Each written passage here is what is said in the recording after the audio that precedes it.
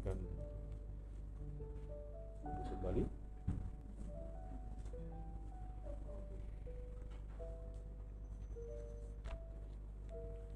Bapak Ibu, saudara yang dikasihi Tuhan,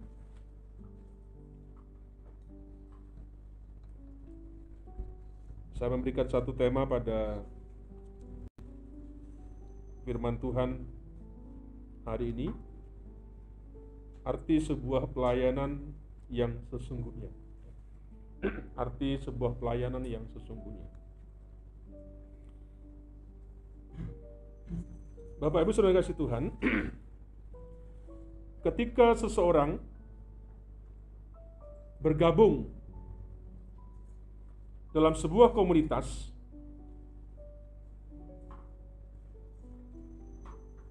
persekutuan, pelayanan, atau gereja, tentunya ada sebuah pengharapan yang akan berdampak di kemudian hari.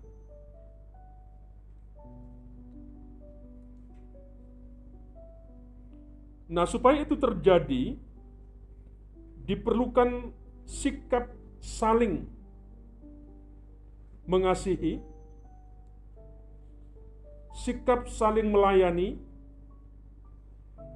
sikap saling menopang,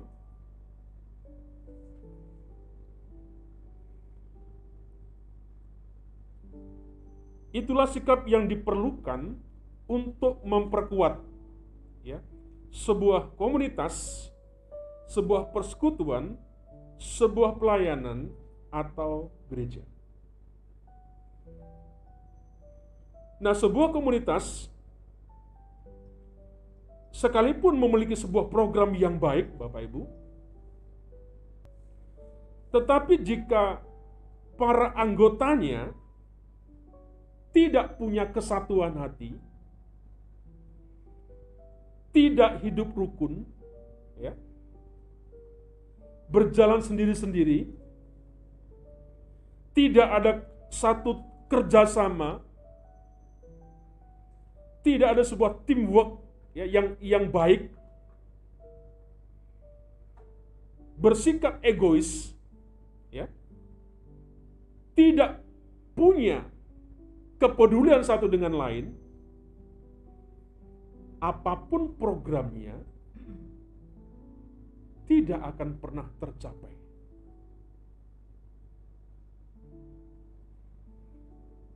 Ada firman Tuhan dikatakan di dalam Matius 12 ayat 25 demikian, ya. Setiap kerajaan yang terpecah-pecah pasti binasa.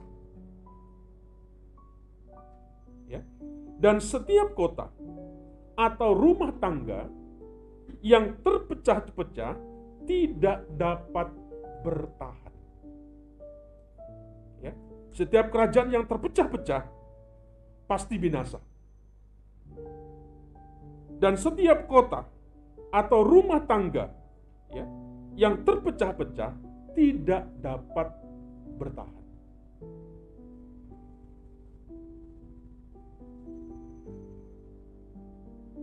Saya percaya setiap kita rindu, komunitas kita, persekutuan kita, pelayanan kita, gereja kita memiliki sebuah dampak ke depan.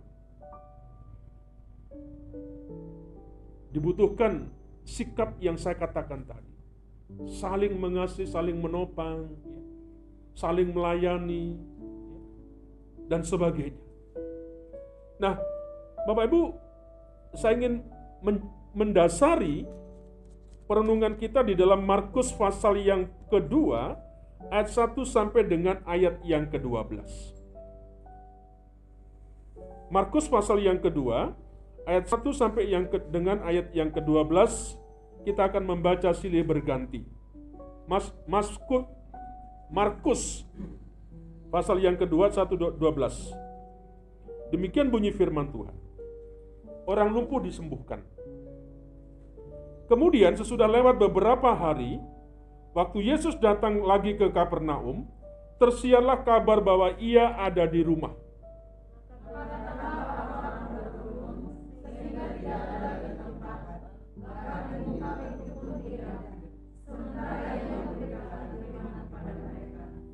Ada orang-orang datang membawa kepadanya seorang lumpuh digotong oleh 4 orang.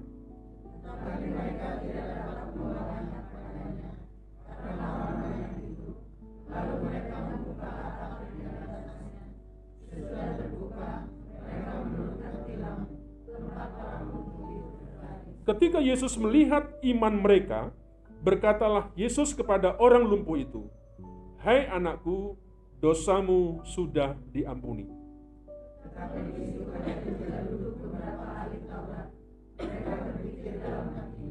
Mengapa orang ini berkata begitu? Ia menghujat Allah. Siapa yang dapat mengampuni dosa selain daripada Allah sendiri?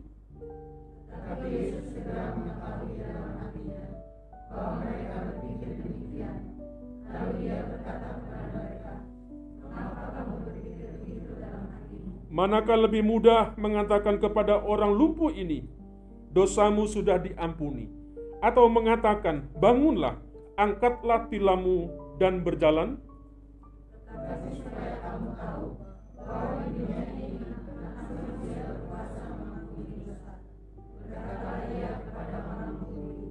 Kepadamu kukatakan, bangunlah, angkatlah tempat tidurmu, dan pulanglah ke rumahmu.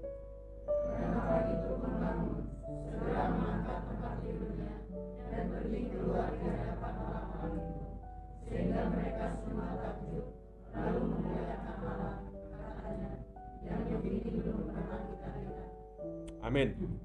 Bapak Ibu, di dalam pembacaan kita, ketika mereka mendengar Tuhan Yesus ada di Kapernaum, banyak orang yang datang pingin ketemu dia. Ya. Ketika orang banyak datang ketemu dengan Yesus, ada berbagai macam motivasi, macam-macam lah mereka datang. Ya.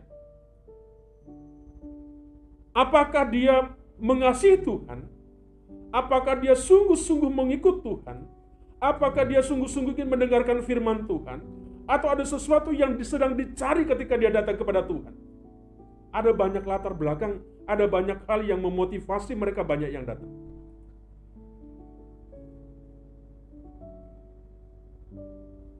Ya, sehingga pada suatu saat Yesus berkata dalam firman-Nya, engkau datang bukan karena aku, sebenarnya engkau datang karena roti. Ya. Karena ada banyak orang yang datang seperti itu. Ketika Yesus kemudian pada akhirnya dia disalibkan, bagaimana dengan orang-orang yang bersorak-sorai waktu itu waktu menyambut Yesus naik ke keledai? Tapi akhirnya banyak dari mereka yang akhirnya mengatakan, salibkan dia seperti itu. Nah, Bapak dikasih Tuhan, dia ingin bertemu dengan berbagai tujuan. Ingin mendengarkan ajarannya, dia ingin melihat bagaimana Yesus. Bagaimana dia ingin mengalami satu mukjizat dan sebagainya. Tak terkecuali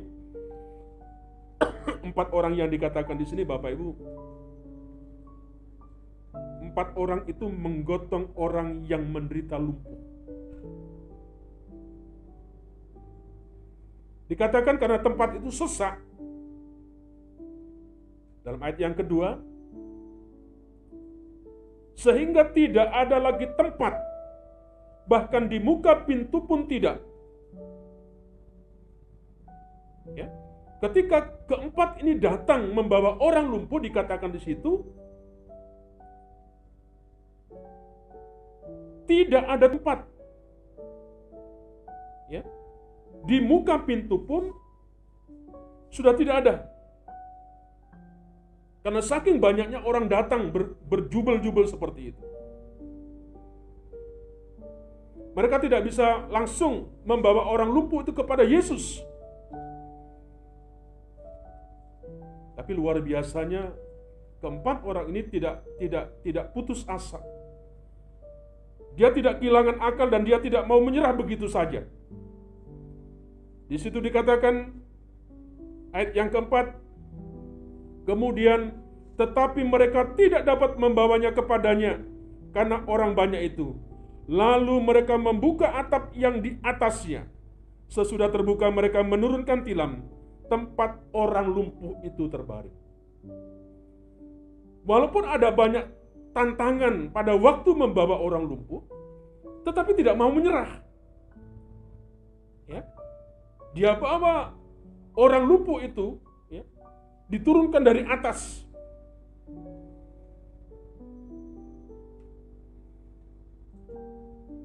Apa yang diberitakan Yesus, Bapak Ibu?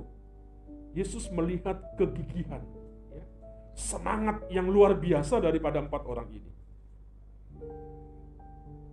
Itulah yang menggerakkan hatinya. Ya. Ketika saya membaca, Bapak Ibu, di situ dikatakan ketika Yesus melihat iman mereka, ketika Yesus sebelumnya mereka tidak menyerah, dia berusaha bagaimana bisa membawa orang ini ke hadapannya untuk disembuhkan tentunya. Ketika Yesus melihat kesemangatan daripada orang-orang ini, Bapak Ibu, Yesus tergerak hatinya untuk melakukan sesuatu, untuk bertindak. Singkat cerita, akhirnya mukjizat dinyatakan. Orang lumpuh itu pun bisa berjalan. Bapak Ibu, saya merenungkan satu bagian ini, Bapak Ibu. Dari kisah ini, kita mau belajar tentang apa arti sebuah pelayanan yang sesungguhnya. Yang mendasari keempat orang ini, Bapak Ibu, memang adalah yang terutama, yang paling mendasar, itu adalah kasih. Ya. Apa yang kita bisa pelajari dari keempat orang ini? Ketika dia melayani seperti itu. Yang pertama, Bapak Ibu, mereka memiliki hati yang berbelas kasih kepada orang lain.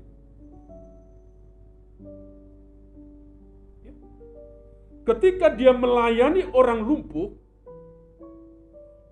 keempat orang itu memiliki hati yang berbelas kasih kepada orang lain.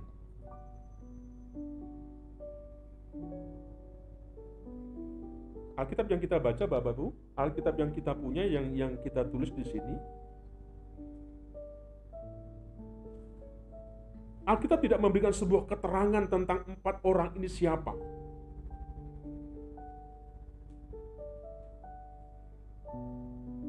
Alkitab tidak memberikan sebuah penjelasan yang rinci, yang lengkap kepada kita tentang 4 orang itu. Apakah 4 orang ini ada sebuah hubungan, ya, dengan orang yang digotongnya itu? Apakah mereka ini adiknya? Ya. Apakah mereka ini kerabatnya, sahabatnya? Apakah ini adalah orang teman sekampungnya, semarganya seperti itu? Tidak dijelaskan dalam Alkitab. Ya. Tetapi yang sungguh menggugah hati, Bapak Ibu, bagaimana keempat orang ini memiliki hati, ya, belas kasih bagi orang lain.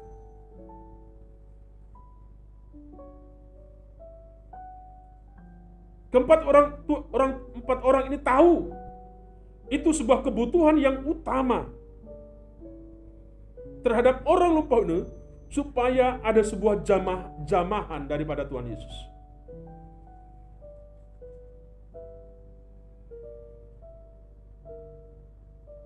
Bapak Ibu, kalau kita melihat secara praktis dalam kehidupan sehari-hari, walaupun itu saudara, walaupun itu adik, paling itu satu kerabat, sahabat, atau teman sekampung, belum tentu mereka punya belas kasih. Ya, bisa jadi kadangkala kita ditertawakan,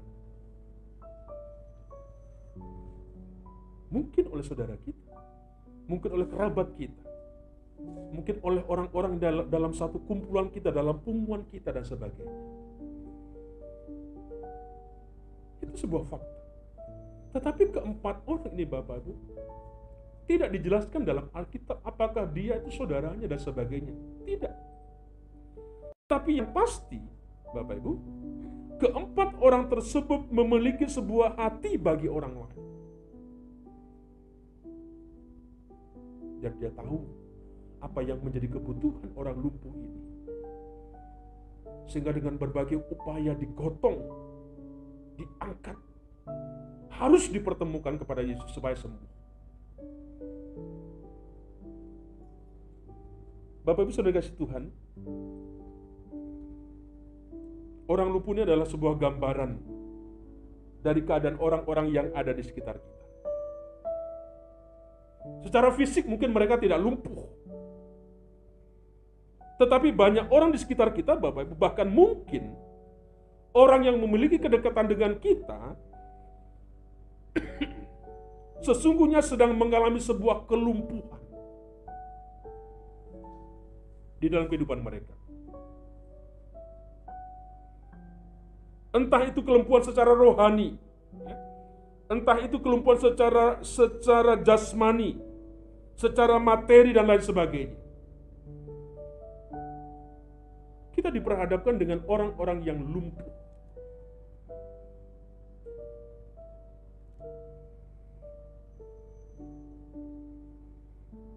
Sama.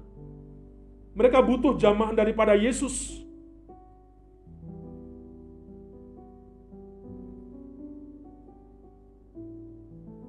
Persoalannya Bapak Ibu, adakah kita ini punya belas kasih kepada mereka-mereka ini?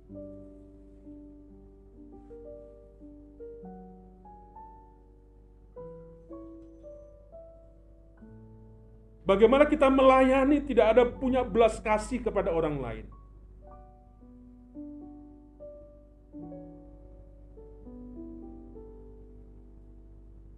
Bagaimana dengan Bapak Ibu yang dikasih Tuhan? Ketika engkau melayani, apakah engkau memiliki hati yang berbelas kasihan kepada mereka? Orang-orang di sekitar kita?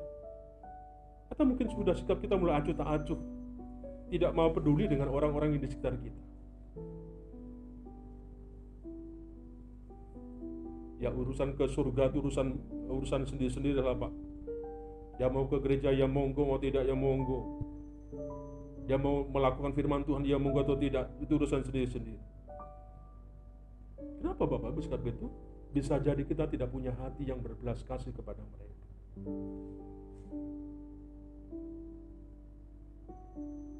Bagaimana kita bisa melayani dengan berdampak, ya? Bagaimana kemudian Yesus bisa tergerak hatinya karena kita. Saya tidak tahu apakah orang lumpuh ini percaya sama Yesus atau tidak. Saya tidak ada satu penjelasan juga Bapak Ibu. Tetapi dikatakan tadi, dituliskan tadi, diceritakan tadi bahwa ketika Yesus melihat 4 orang ini, karena imannya yang luar biasa, karena pelayannya yang luar biasa Bapak Ibu, sehingga Yesus tergerak hatinya untuk menolong, untuk menyembuhkan daripada orang lumpuh ini.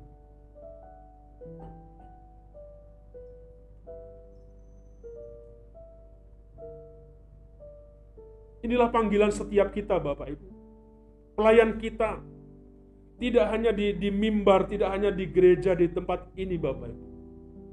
Tapi di luar sana butuh sebuah pelayanan kita. Tapi persoalannya Bapak Ibu, adakah kita punya hati yang berbelas kasih terhadap orang lain?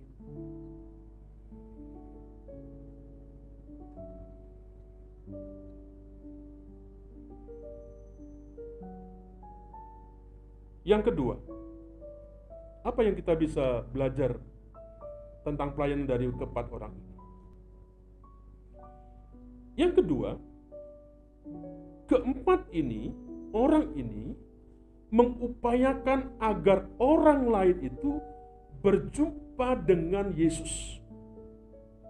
Diupayakan bagaimana supaya dia bisa berjumpa dengan Yesus.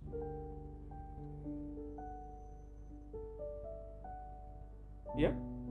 Nah, Bapak Ibu dikasih Tuhan, tadi saya mengatakan, ketika kita memiliki hati yang berbelas kasih kepada orang lain, tentunya itu akan mendorong kita, ya, itu yang akan menggerakkan kepada kita untuk melakukan satu tindakan yang nyata. Ya, agar mereka bisa mengalami satu perjumpaan dengan Yesus.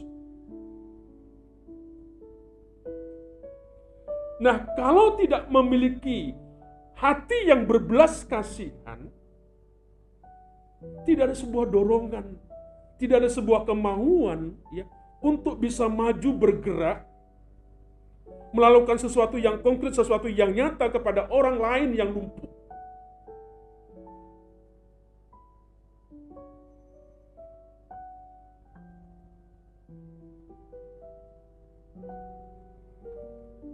Apa yang perlu kita garis bawah di sini, Bapak Ibu? 4 orang ini, ya, melakukan satu tindakan yang nyata. Mereka mengupayakan supaya orang lumpuh ini mengalami perjumpaan dengan Yesus. Bisa jadi kalau 4 orang ini sudah menyerah, dia bisa pulang. Kita pulang sajalah. Ya. Tetapi karena dorongan yang seperti itu, sehingga tidak hanya sekedar sebegitu saja, Bapak, tetapi dia lakukan seperti itu.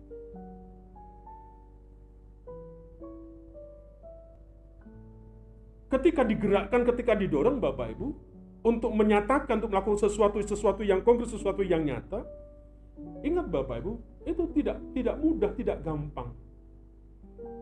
Pasti akan banyak mengalami satu perjumpaan, tantangan, kesukaran, ujian, sulitan, dan macam-macam, apapun namanya. Ketika kita mulai bergerak, ketika kita mulai ingin menyatakan sesuatu, ya, yang mendorong itu, Bapak Ibu, kita diingatkan, bisa jadi kita akan bertemu dengan segala rintangan, segala tantangan, segala ujian yang bisa itu akan melemahkan, menghambat daripada kita. Tadi dikatakan terlalu banyak orang yang berkerumun di situ. Sampai dikatakan tadi di ayat yang kedua, bahkan di muka pintu pun sudah ada tidak ada celah, saking banyaknya orang berjubel, berkerumun pada waktu itu.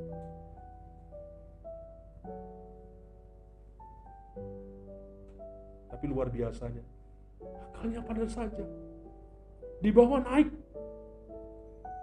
Saya tidak tahu bagaimana membawa naiknya, tidak diceritakan, itu tidak dituliskan begitu. Tetapi hanya dikatakan 4 orang itu membawa mereka, ya, ke atas,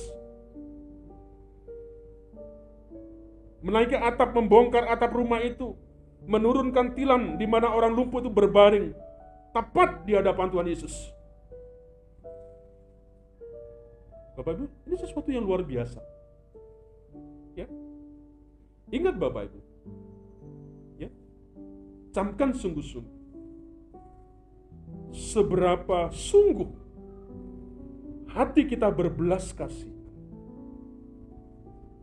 kepada orang lain, seberapa, ya, kesungguhan hati kita berbelas kasih kepada orang lain,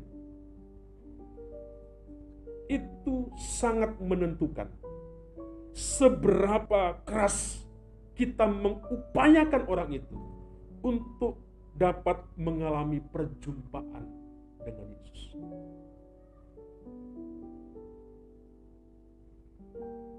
Jadi kalau kesungguhanmu dalam melayani, ya kira-kira angin-anginan begitu, ya, maka di situ menjadi menentukan juga. Wajar kemudian kalau kita gampang lemah, ada sedikit gesekan kita menjadi begitu. Ya. seberapa kesungguhan hati kita, belas kasih kita sangat menentukan seberapa keras kita mengupayakan membuat sesuatu yang nyata untuk orang bisa ketemu dengan Yesus. Mungkin Bapak Ibu, kita tidak punya kekuatan untuk menggotong orang yang lumpuh seperti ini.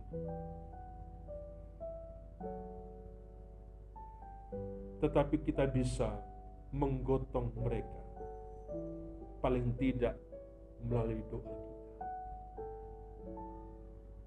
Ya.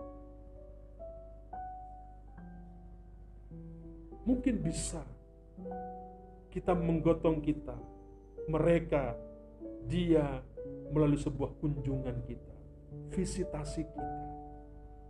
Atau mungkin kita bisa dengan kita mengingatkan mereka, menasihatkan mereka sesuatu yang baik, mungkin melalui WA kita dan sebagainya.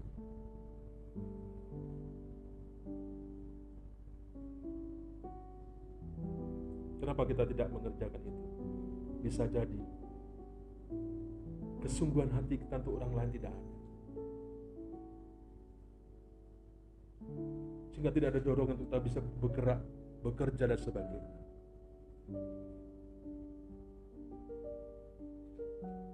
Coba anak muda perhatikan, di masa-masa kesukaan mereka dalam mereka berpacaran, Bapak Ibu tidak akan mengenal waktu. Apapun diupayakan, kalau besar. Tapi kalau tidak jelas Bapak Ibu, ya kita akan bisa melihat bagaimana geraknya seperti itu, karena sangat menentukan, menjadi tolak ukurnya seperti itu.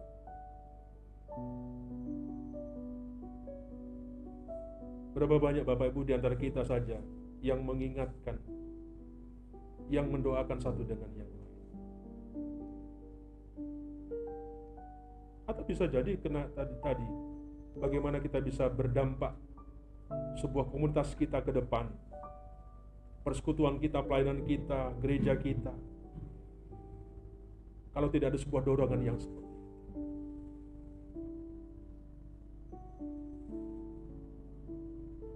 Paling tidak mengingatkan, mengajak mereka. Bapak Ibu, kalau kita tanya tentang itu, siapa yang hari ini Bapak Ibu mau WA temannya, saudaranya? Walaupun tidak ke gereja di sini, mungkin Bapak Ibu ingatkan, Mbak, jangan lupa hari ini ke gereja ya. Hari ini beribadah. Ya. Bapak Ibu, itu hal-hal yang kelihatan sederhana. Ya. Tapi kalau begitu Bapak sudah rasanya mati begitu. Ya bagaimana kita akan tergerak untuk mendorong, bahkan terlibat dalam sebuah pelayanan, melayani seperti itu.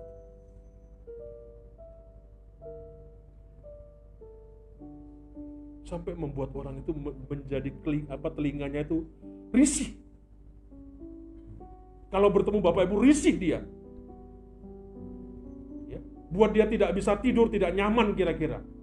Kenapa? Karena mungkin kunjunganmu, karena mungkin doamu, karena mungkin WA-mu, terormu dalam tanda kutip Bapak Ibu. Ya, sampai dia seperti itu. Saya percaya Bapak Ibu, orang di sekitar kita akan malu melihat kita ketika kita rajin beribadah. Pasti dia akan kagum kepada kita. Cara hidupmu sudah meneror mereka. Walaupun mungkin kau tidak berkata-kata seperti itu. Apalagi Bapak Ibu sering dan seperti itu.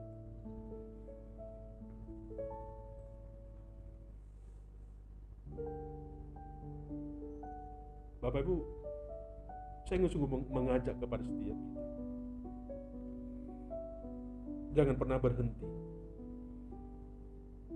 untuk tidak melakukan sesuatu yang kira-kira sederhana seperti itu.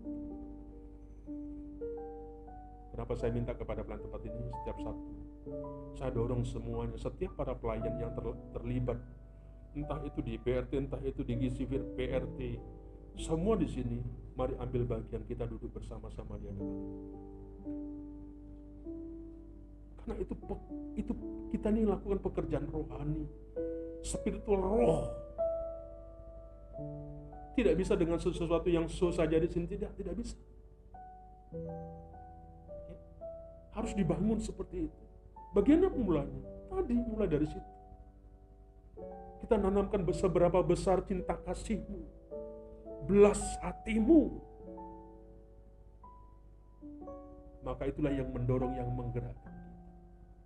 Ketika engkau sibuk dengan pekerjaanmu, dengan apa saja, engkau ingat dengan satu panggilan Tuhan, engkau akan duduk ke tempat ini. Kira-kira begitu.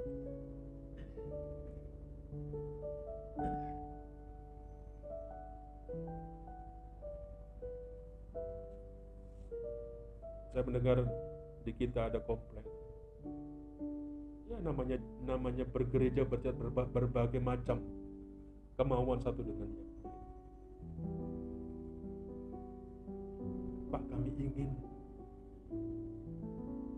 di WA. Itu begitu, Pak. Hanya diingatkan. Kenapa kamu gak datang dong? Terkesan di sini Pak Pendeta sendiri-sendiri, cuek. Ya, mungkin bisa jadi seperti itu. Mungkin juga saya seperti itu.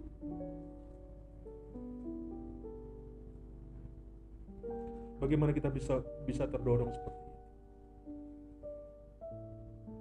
Bapak Ibu, panggilan gereja salah satunya bagi kita adalah melayani. Itu tugas panggilan kita gereja. Orang-orang salah satunya ya, melayani. Bukan tugasnya pendeta saja, bukan tugasnya majelis, bukan tugasnya pelayan, tetapi setiap kita.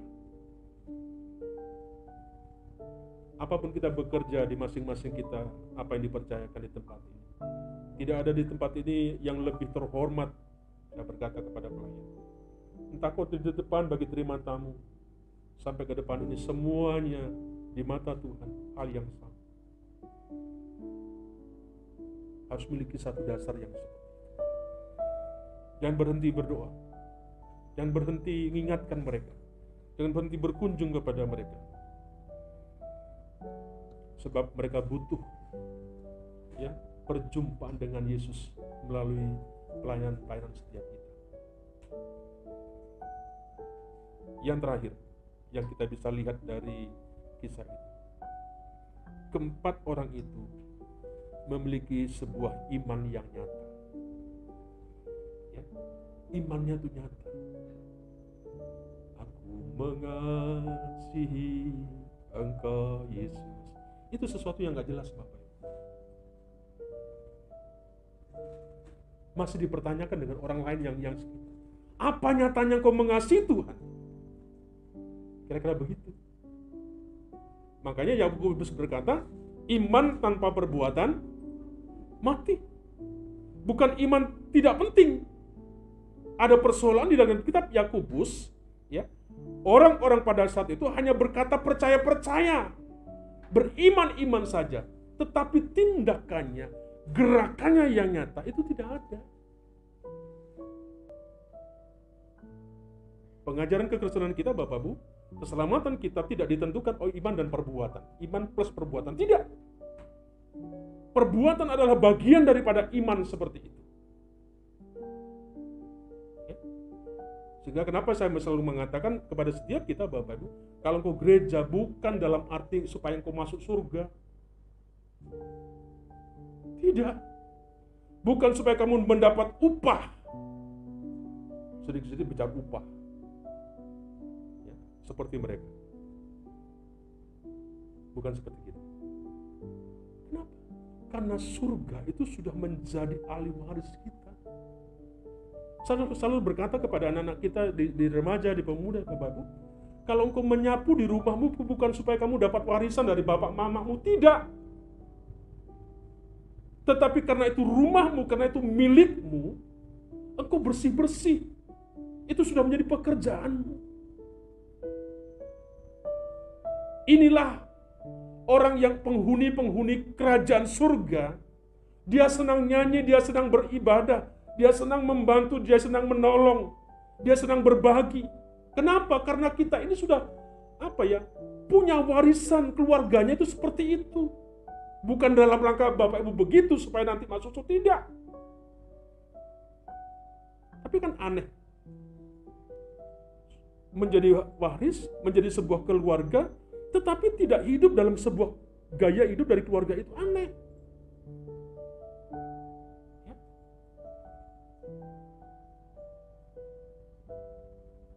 Mereka memiliki iman yang nyata. Ya. Ketika Yesus melihat iman mereka, dikatakan di situ, ada iman yang terlihat nyata melalui tindakan yang nyata dan upaya kita yang tidak kenal menyerah agar orang lain mengalami sebuah berjumpaan dengan Yesus. Apa dampak dari iman tersebut? Perhatikan ayat 11-12. Kepadamu kukatakan, bangunlah, angkatlah tempat tidurmu dan pulanglah ke rumahmu. Dan orang itu pun bangun segera mengangkat tempat tidurnya dan pergi keluar di hadapan orang-orang itu, sehingga semua mereka takjub lalu memuliakan Allah, katanya, yang begini belum pernah kita lihat. Tidak hanya orang lumpuh itu yang memuji Tuhan, tetapi orang-orang yang ada di sekitar di sana, Bapak Ibu. Mereka memuliakan Tuhan karena mujizat yang Tuhan Yesus lakukan bagi orang lumpuh itu.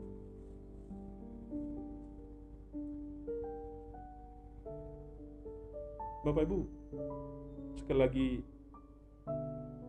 iman itu harus ada sesuatu yang nyata. Perlu dinyatakan. Ya, tidak hanya ucapan, tidak hanya sebuah ungkapan saja, tidak.